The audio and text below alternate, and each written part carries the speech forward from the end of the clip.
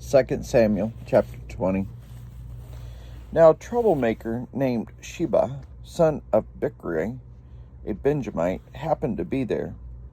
He sounded the trumpet and shouted, "We have no share in David, no part in Jesse's son. Every man to his tent, Israel." So all the men of Israel deserted David to follow Sheba, son of Bichri. But the men of Judah stayed by their king all the way from the Jordan to Jerusalem. When David returned to his palace in Jerusalem, he took the 10 concubines that he had left to take care of the palace and put them in the house under guard. He provided for them but had no sexual relations with them. They were kept in confinement till the day of their death, living as widows. Then the king said to Amasa, "Summon the men of Judah to come to me within 3 days, and be here yourself." But when Amasa went to summon Judah, he took longer than the time the king had set for him. David said to Abishai, "Now Sheba, son of Bichri, will do us more harm than Absalom did. Take your master's men and pursue them, or he will find fortified city and escape from us."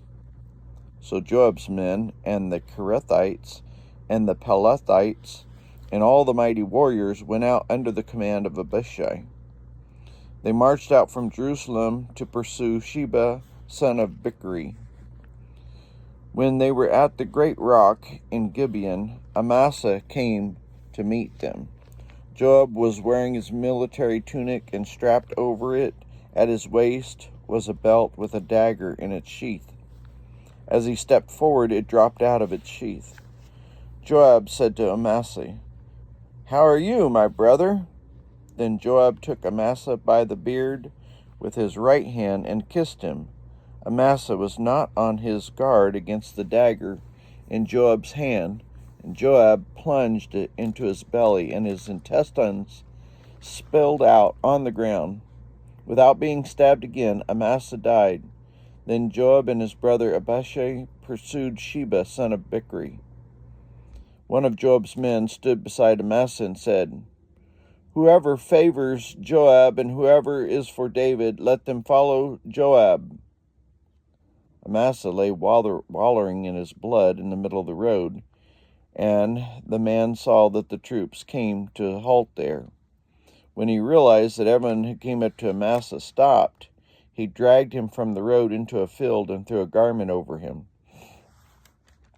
After Amasa had been removed from the road, everyone went on with Joab to pursue Sheba, son of Bichri. Sheba passed through all the tribes of Israel to Abel Beth Maacah, and through the entire region of the Bichrites, who gathered together and followed him.